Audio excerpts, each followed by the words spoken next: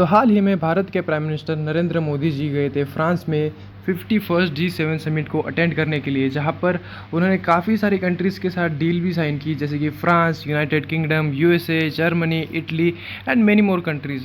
And अगर आपको मालूम नहीं है तो मैं आपको बता दूं कि इंडिया ऑफिशियली G7 का मेंबर नहीं है, बट स्टिल इंडिया एक गेस्ट कंट्री के तौर पर इन्विटेशन मिलती है। एंड ये पीएम मोदी की लगातार 7वीं G7 में अपीयरेंस थी। एंड यहाँ पर मैं एक और बात ऐड करना चाहूँगा कि अगर आपने अभी तक हमारे channel Jio politics with Prajwal को सब्सक्राइब नहीं किया है तो प्लीज़ चैनल को सब्सक्राइब कर दीजिए एंड बेल आइकन को भी प्रेस कर दीजिएगा, ताकि कोई भी ऐसे ही जियो पॉलिटिक्स के रिलेटेड वीडियो की नोटिफिकेशन आपसे मिस ना हो, मतलब वीडियो आपसे मिस ना हो।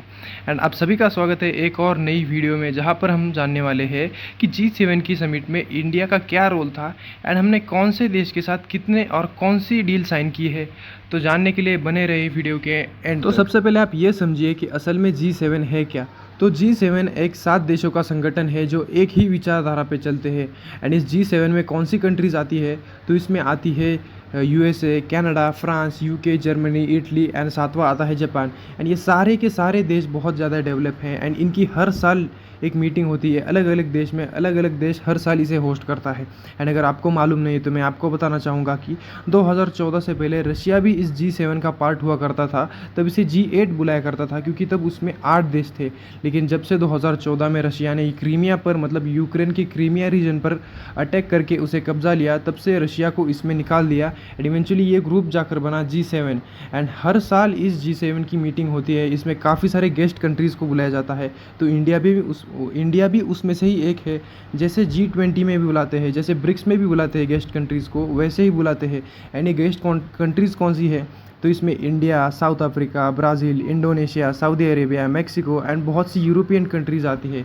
तो अब आई विश आपको G7 क्या है इसका मतलब पता चल गया होगा। एंड अब आता है इसमें कि इंडिया का G7 में क्या रोल है।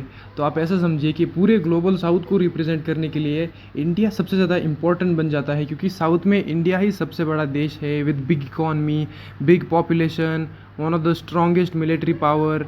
एंड इसी वजह से हर एक देश इंडिया के साथ डील साइन करना चाहता है, क्योंकि भारत एक सबसे बड़ा उभरता मार्केट है। हमारी जीडीपी डे बाय डे बढ़ती जा रही है, जीडीपी पर कैपिटा बढ़ रही है, हमारी परचेसिंग पावर भी काफ़ी ज़्यादा बढ़ रही है। तो इसी रीजन्स की वजह से हर एक देश इंडिया के साथ मतलब इंडिया के ऊपर इन्वेस्ट करने के लिए अपॉर्चुनिटी देख रहा है ऑब्वियसली। और अब आते हैं कि भारत ने कौन से देश के साथ कौन सी और कितनी डील साइन की है। तो भारत ने सबसे ज़्यादा और सबसे इम्पोर्टेंट डील फ्रांस के साथ साइन की है। तो फ्रांस के साथ हमने लगभग 19 डील साइन की है। उसमें से कुछ डील्स है कि infrastructure corporation, renewable energy, defence and strategic technologies, space collaboration, education, digital innovation, artificial intelligence, governance, economic security. And जो हमारे लिए सबसे ज़्यादा इंपॉर्टेंट एंड हाईलाइटेड डील थी वो ये कि यूपीआई का एक्सपेंशन कैसे किया जाए फ्रांस में। तो ये कुछ डील्स हमने फ्रांस के साथ साइन की थी। और इसके बाद आते हैं यूएसए। तो यूएसए के साथ भी 2-3 डील साइन हुई हमारी, बट कोई ऐसी मेजर डील साइन नहीं हुई है। जो भी हुई है वो है कि defence corporation, strategic technologies, renewable energy, energy corporation and maritime security. ये डील हुई है, ये सिर्फ नाम के लिए हुई है, क्योंकि ऐसा भी दिखाना होता है कि जो मीटिंग है, जो समिट है, वो पूरी तरह से फेल नहीं गया है। एंड देन इसके बाद कनाडा के साथ हमने LPG, LNG corporation, cold trade deal sign की है, इकोनॉमिक कॉरपोरेशन ये भी की है। एंड देन सबसे ज़्यादा इंपॉर्टेंट फ्रांस के बाद आता है यूके। तो यूके के साथ हमने जो हमारा एफटीए होता, फ्री ट्रेड एग्रीमेंट, तो उसे इम्प्लीमेंट किया जाएगा यूके के साथ, वो इसी डील में तय हुआ।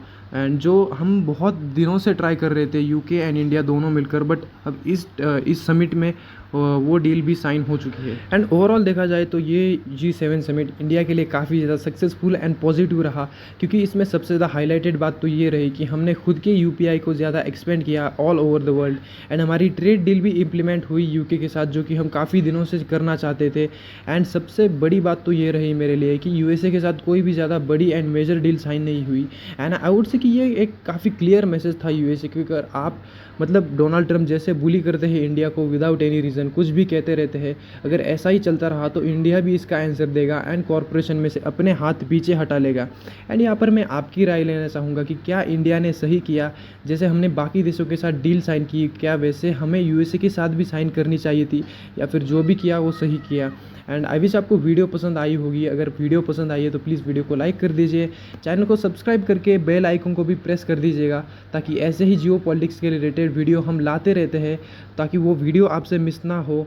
And at the end, thank you for watching video, have a nice day.